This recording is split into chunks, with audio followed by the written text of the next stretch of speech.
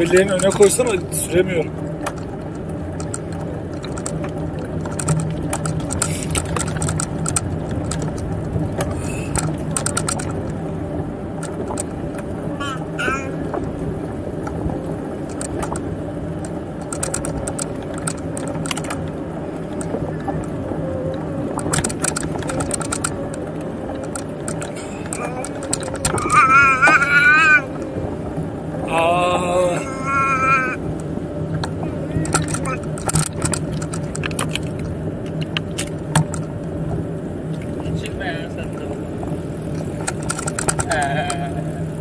Ağzı nerede?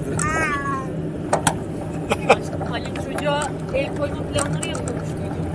Evet, kiralayacak. Diyor, bayağı bir şey yapıyor. Primi var diyor.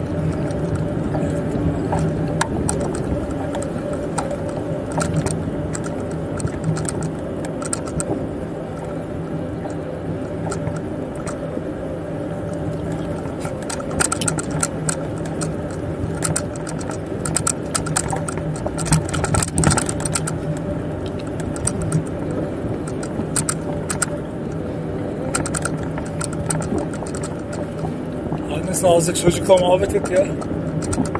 Ya muhabbet et çocukla. Ne haber annesi? İyidir.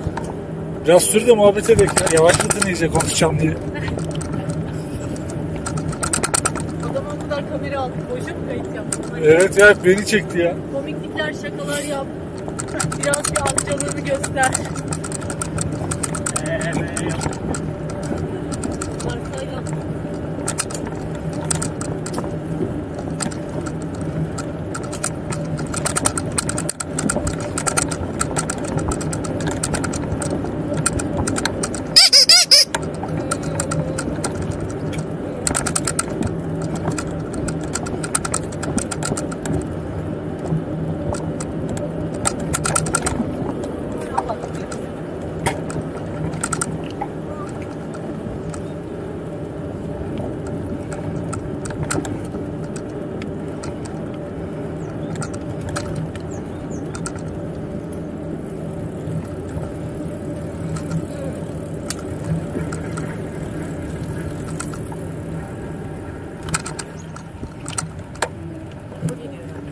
Evet.